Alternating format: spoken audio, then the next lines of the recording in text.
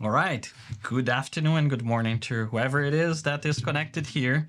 I have not done a live in such a long time that I decided to not plan this, just do it. Otherwise, I would feel too much pressure and would end up not doing it and it would suck. Um, but this is kind of a practice run here for me to come back and start doing these lives.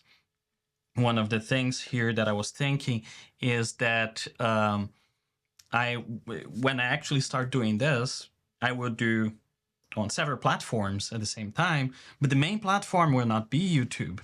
I love YouTube, but I think we need to give a bit more space for alternative methods of reaching media and reaching people and so on and so forth.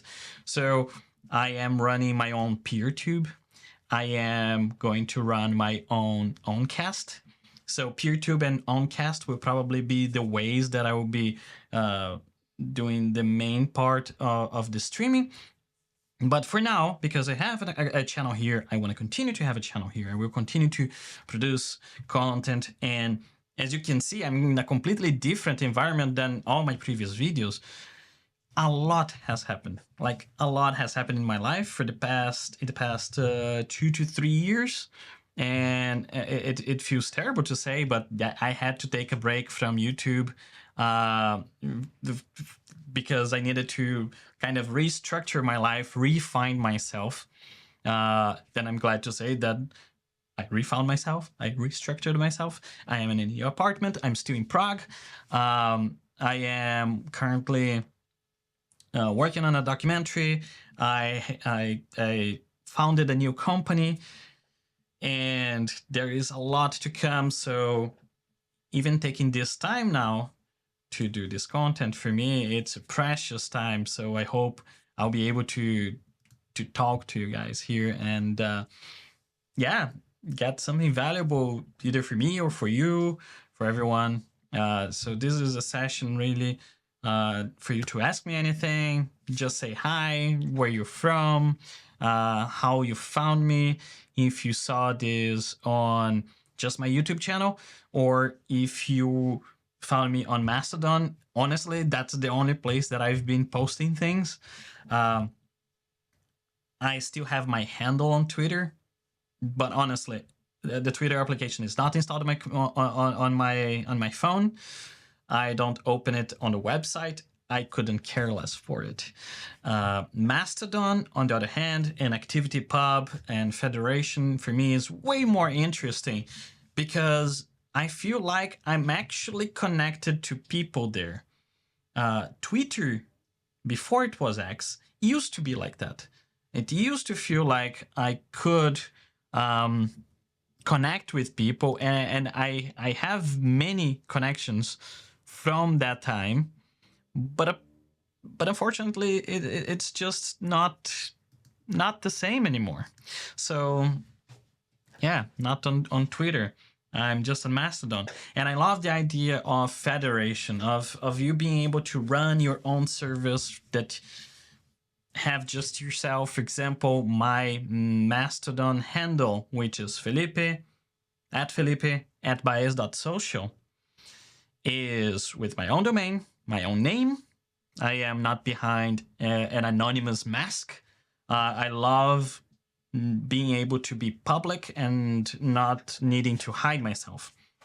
And also, I like to be able to moderate my own space on the internet. So I'm running a GoToSocial instance, and that GoToSocial instance is meant for basically single users or just very few users of the family account or something like this.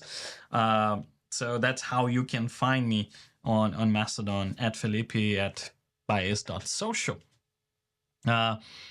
And of course, YouTube. I have 2 PeerTube instances at the moment. One of them for sure will continue kind of forever because it's company owned. It's from the company I founded, Nuvon. My company nuvon.io, so nuvon.io, has a PeerTube that is video.nuvon.io. vimeo.io. I think I'm gonna actually to even put the link here for you.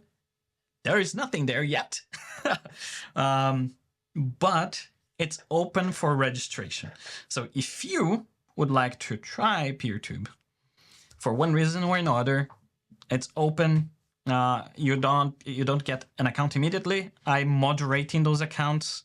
I want to see and understand why people are signing up for it. I know that Vimeo is a place that people are running away from right now. So I'm thinking here, for some people, maybe this PeerTube could be an alternative to Vimeo if it delivers what they want and what they need, right? And what my company is, its focus is on Europe. So if you're in Europe and you're looking, for example, for cloud storage, backup, or video hosting in this case, maybe we can help you. So this PeerTube instance might be the way we're going forward with video hosting. And the thing that I like about it is that, first of all, the player works. Second, you can connect to other instances of PeerTube, so you can see more content. Third, you can actually have more servers running PeerTube mirroring your video. So for example, as soon as I want and I can and it's needed, we're going to get more servers in different data centers that are going to be mirroring that instance. So videos are going to be coming from multiple different servers at the same time and be served to people based on their geographical location in Europe. So PeerTube is really good. And the other thing is, if you want to just embed the video player on your website, you can actually have a very nice, clean video player that doesn't show the title or anything like that. So if, for example, if you go to nuvon.io and you check Drive, there is videos there. There is a video of me talking about our Nuvon Drive that's based on Synology Drive. And that video is hosted on PeerTube that we run. So that is great. And you're going to see, based on my Mastodon profile and based on things that you might have seen in this channel for a long time, that I'm a huge proponent of self-hosting. I'm a huge proponent of running your own stuff, owning your own data. And maybe I can even tell here, since no one is asking anything or saying anything, and if you are connected there, please tell me who you are, where you're from, how you found me. But I'll tell you a quick story. I work with movies and documentaries and TV shows. I work in post-production mainly. I do production as well, but I try to avoid it as much as I can. But if the project is cool, I would do it. And while I'm working in post-production, and basically since the beginning of the COVID pandemic, a lot of people started looking for alternatives to work remotely, right? And one of the things that that was really difficult was finding good solutions for storage that's going to move data, a lot of data, big files, quickly between people and allow them to work remotely. At that time, we didn't have very good solutions in terms of project management as well. And when I say project management, is dealing with Avid projects, Premiere projects, DaVinci projects, Final Cut projects. I'm particularly a fan of Final Cut Pro. I use Final Cut Pro for my edits, and I prefer to work on it. But I work on all of them. And at the moment, the documentary that I've been on for like 4 years, it's being edited on Avid Media Composer, on the latest version of Avid Media Composer. And of course, came Lucid Link and Google Drive at that time changed their policies on shared folders, which kind of like absolutely destroyed people's workflows, because someone would get a very big Google Drive team folder, for example, that they can store a lot of data. They would put there, people would connect and get stuff from there. It doesn't really work like that anymore. So they kind of destroyed workflows, collaborative workflows for media people. Of course, Google Drive was never meant for that. And then came Lucid Link. Lucid Link was meant for that, and it works really well if you have a file space of 1 terabyte, 2 terabytes. But as soon as your file space is really, really, really, really big, you start coming into a few hiccups, such as, for example, let's say that you have 10 terabytes of data on Lucid Link that you're editing. So ideally, you're not streaming that data every time that you hit it. You're reading from a cache. Yes, you can pin files to the local cache. But if you need to pin 10 terabytes of data, and that needs to be on an SSD, because it will have better performance even for Lucid Link, what do? I mean, at that point, you're going to need an SSD RAID that's going to run you very expensive. Sure, you bought it, you spent the money on that, and now you have it. And you connect to your file space, and you pin all your Avid media files, all your original camera files, and you're editing there. But then comes one day that your internet just goes offline. Well, it will run for a while, but you might have problems because those files, Lucid Link doesn't really have like a offline version of it, right? And I'm even talking specifically about version 2, because version 3 is a completely different beast. And version 2, you needed to lower your system settings, security, you need to do the weird boot on the Mac to install system extensions. Is like crazy. Okay, back at pinning things. You pin, you're working, fine, you finish working, and you're like, oh, I need to carry my laptop. I need to eject this drive. I need to eject this SSD that's connected here to Lucid. So what do I need to do first? First, I need to close Lucid so it closes the cache. All right. If your data on Lucid Link is like 10 terabytes in size, that closing of the application so you can eject your external drive can take a very long time. And most people will run out of patience with that. And as soon as you run out of patience with that and you force quit the application or you just eject the drive, guess what? You're gonna corrupt your Lucid Link cache. And what happens next? You plug in your drive again. Next morning, you open the Lucid application and, oh, we detected a corruption on your cache. Don't worry about it. We're gonna fix it. How do they fix it? They erase everything that you had downloaded, all those 10 terabytes from your local cache, and they're gonna re-download it. So suddenly, that morning, you don't have your pinned data anymore. You're re-downloading it. So once you go and you open your editing application, it's still caching. Playback won't be great. So even though it fixed a problem of like, oh, now we have a file storage that everyone can see at the same time, and so on and so forth, which is great, it has inherent problems with being too big and requiring a big cache and so on. Now, if you work with files that are offline, if you lose your internet connection, great, they're offline. You continue editing. If you want to eject it, you eject it. Great. And at that time, I started noticing that, and here it is, I was using QNAP and Synology servers.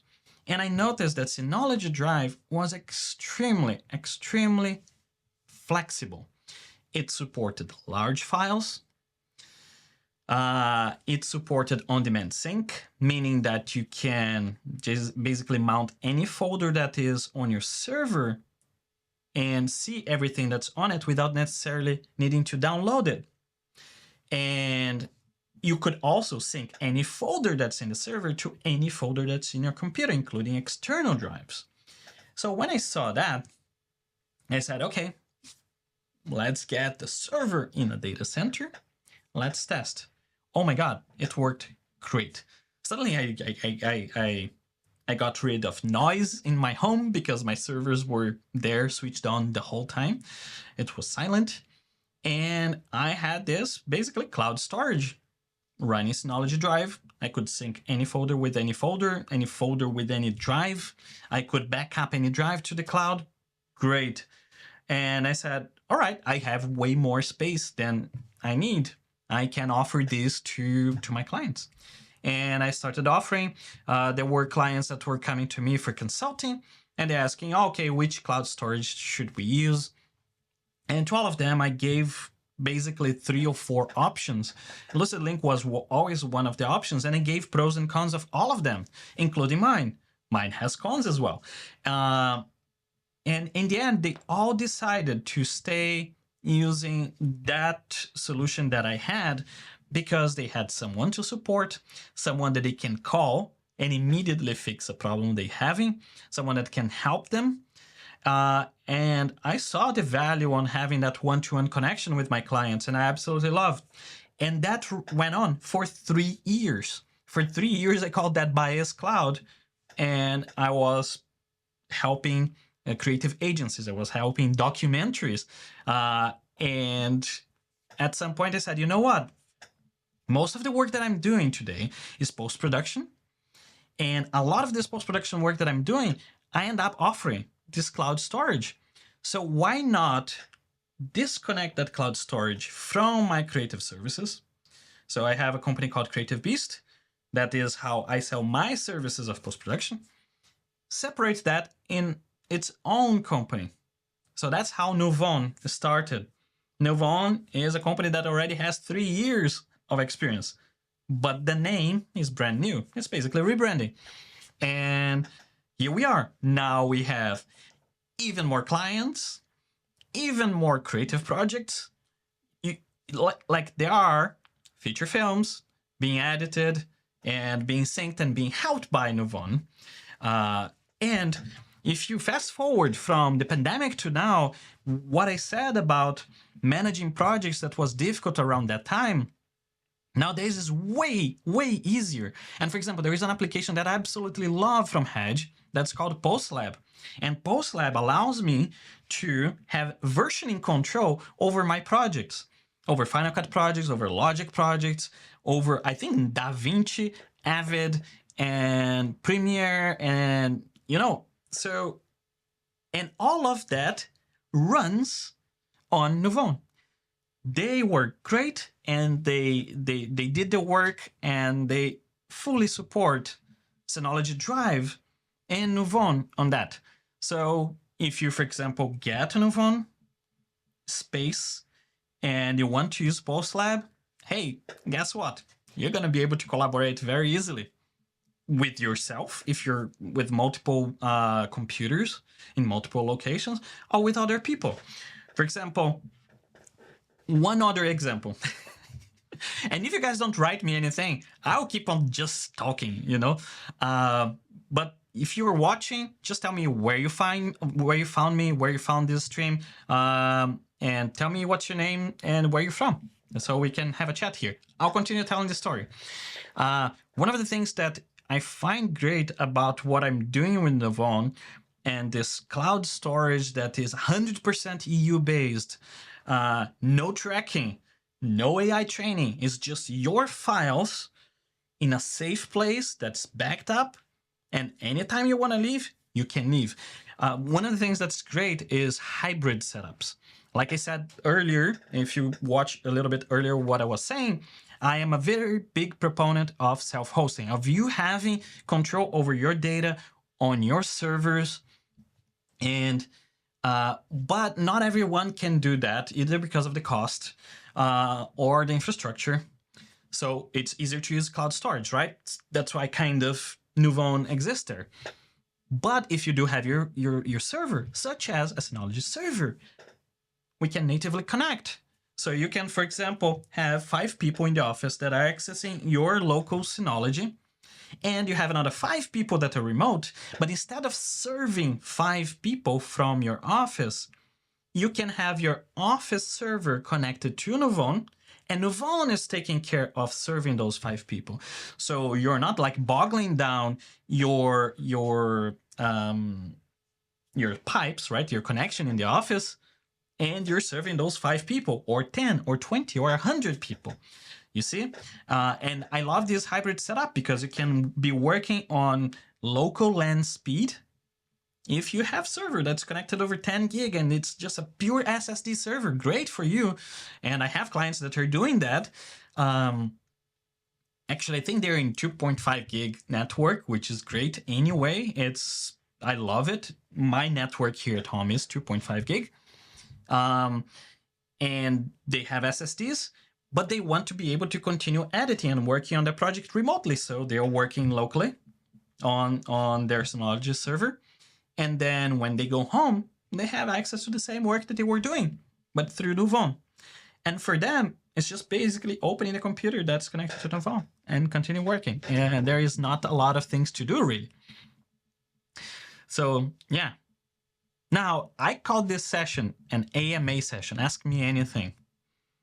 And my chat is so lonely.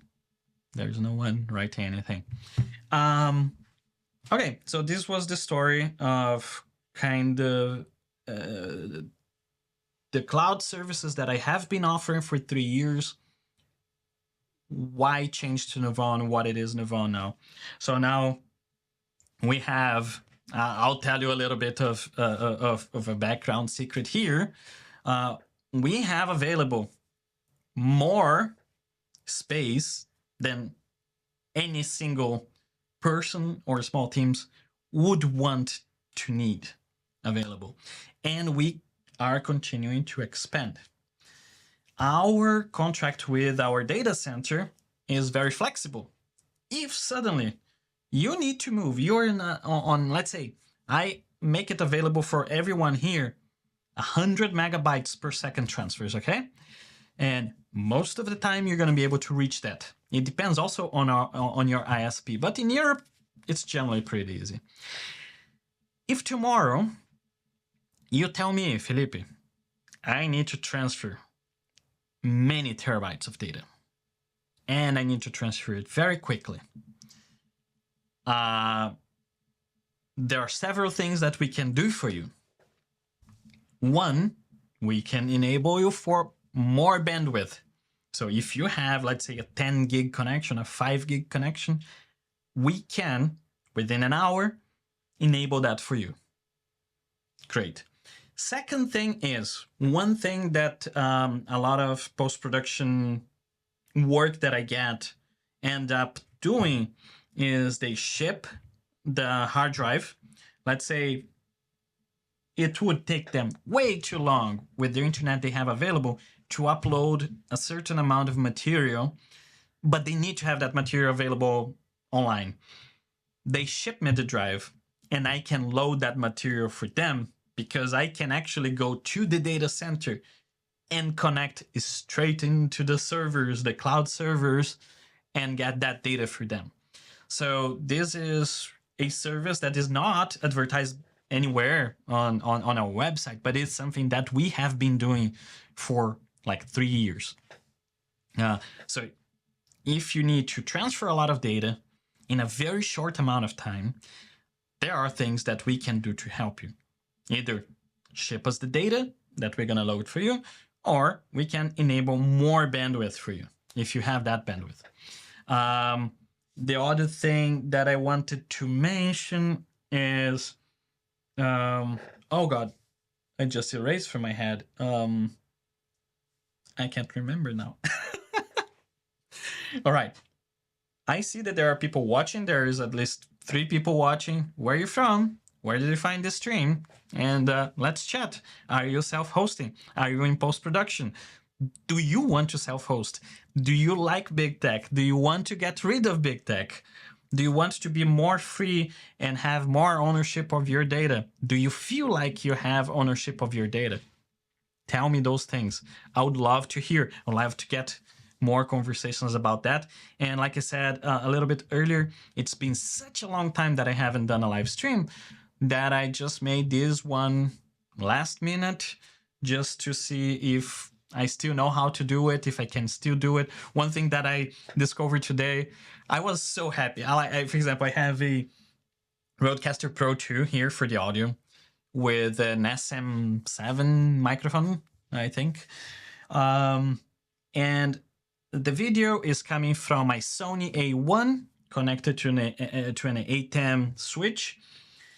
And I needed to get the audio from the Rodecaster to the ATEM ideally, because I didn't want to connect the ATEM to the computer and then have that being an input and then the ATEM being another input and marrying that, because generally you're gonna get a little bit of lip sync issues, and until you troubleshoot that, until you find the right offset, it would take a lot of work, right? So, and I connected the output from the Rodecaster Pro from the headphone output to the microphone on the ATEM. It was awful, like so much noise. And then at some point I'm like, wouldn't it be great if I could connect the USB-C from the Rodecaster to the USB-C from the ATEM, and it would just send the audio? And guess what? Maybe this is old news for you, but I haven't done a live stream in such a long time. It is possible. And literally had to do absolutely nothing. I switched off the... I switched off? No, I didn't switch off the microphone. It's just like the microphone one here on the ATEM. Connect the USBs and voila, no noise. And I was getting the sound here from the Rodecaster. And I think it is this microphone. Yeah. So I was very happy with that. Very, very happy. So I'm kind of rediscovering a little bit of my setup here. I have an apartment, and this is actually a shed on my apartment. If you can think about it, a little wooden house, not in my apartment, but on the terrace of my apartment. And it's very small. It's like 2x3. And this is as organized as the background gets at the moment, because I still am unpacking a lot of things. But this is gonna look prettier over time. Over time, the shelves are not gonna be here. Things are gonna change, right? So pretty happy. Things are working. I have a great internet connection here, which is important when you're working with post-production, which is important when you're working with cloud storage as well.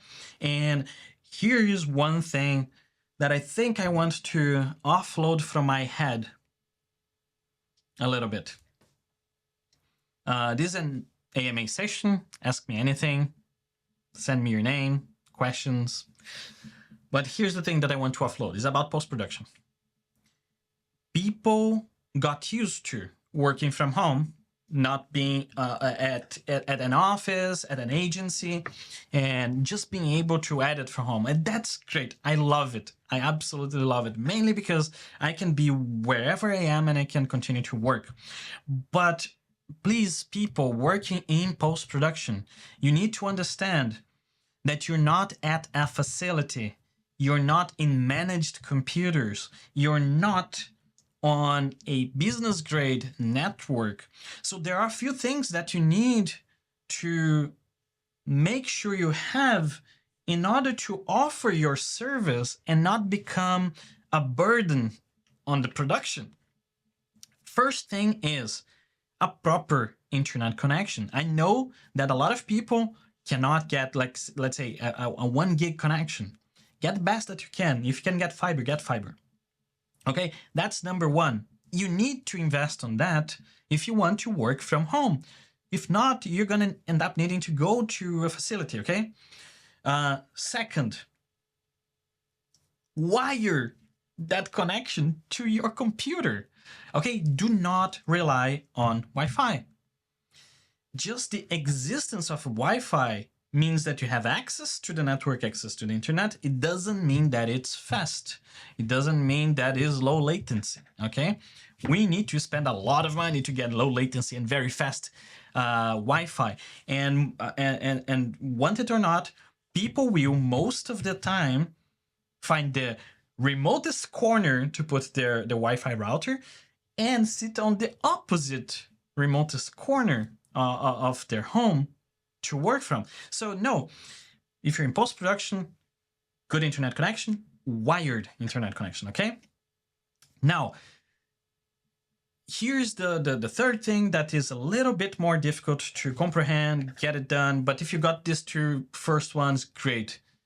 Everyone in the post-production department will thank you for putting the effort on doing that. The third one is, because most people will be on unmanaged computers, we have our emails, our WhatsApp, and a bunch of other things that we do on our personal computers together with the work that we are trying to perform. And there are a couple of things that you can do to help keeping the performance of your computer. One of them is to have a separate bootable installation of your system on that same computer. What do I mean by that?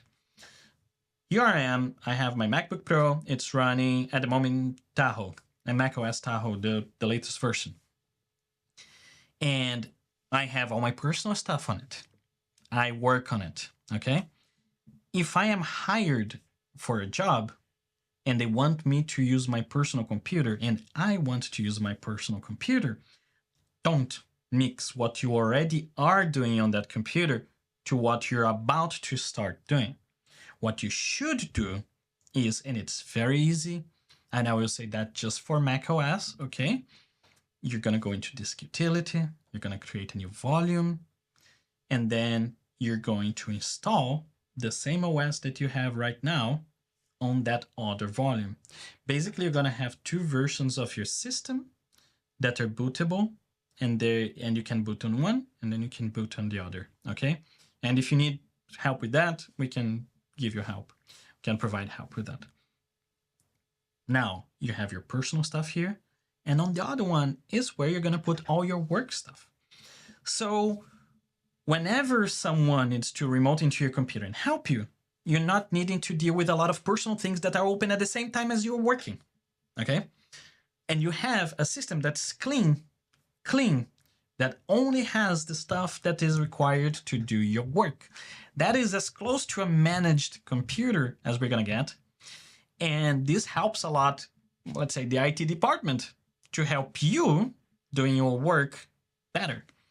You finish your work, you save everything, and then you go reboot into my personal instance. And whoop, your computer will restart and it's gonna boot into your personal, and there you have everything. And it's gonna be completely segregated. This is the best thing that I think anyone can do. The second best thing that you can do if you cannot go through that whole ordeal is to create a separate account. So you have your personal account that you already are using on your computer. You create a separate account that is to do the work that you're about to perform. The only problem with that is that you still have the applications installed and stuff that can be running in the background and so on that can affect the performance of whatever it is that you're being hired to do. But at the very least, create that second user account if you can't create the bootable, the second bootable version of your OS, right? That's gonna really help you perform better. It's gonna help you keeping problems away while you're trying to perform your work remotely on your own personal computer. I needed to put that out. Because we all grew very accustomed to carrying our computers everywhere. Our computers are super powerful nowadays, but still are running software that is written by people, that's made by people, and it has bugs. And the best thing that we can do is to containerize everything as much as we can. And talking about containers, oh, do I love containers? I love Docker. One day we can talk about that. We can do a live stream just about Docker, just about containers, just about stacks, rolling on your own stuff on your computer. I would love to talk about that. Now, several of you have connected in and out here, listen to me talk about the history of Bias Cloud to Nuvon to post-production. Unfortunately, I didn't see here any comments or anything, but that's fine. It's fine to just watch as well. It was supposed to be an Ask Me Anything session, but I guess that I speak so much that I didn't give any real opportunity for people to think of a question. But I hope that there is some sort of information here that was useful to someone out there. I will post this video. The replay of this video will be on my channel here. This replay of this video will be on my PeerTube instance. So I will have, it will be on video.nuvon.io. It's there on the chat. So I can put here again, this time with the HTTPS, because I don't know if if YouTube makes a difference. Oh yeah, now it's clickable.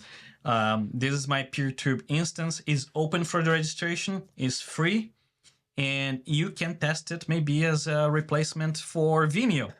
And this is something that's the thing that is coming to my mind, is just a place for hosting videos.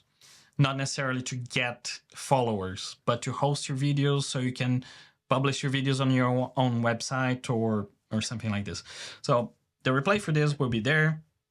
Maybe I will cut specific segments here to post as well. I don't know if I have time. Like I said, there's a lot of work to do. And to everyone that has connected, thank you for connecting. Thank you for watching. And I guess that's it. I will go now have some lunch. Bye-bye.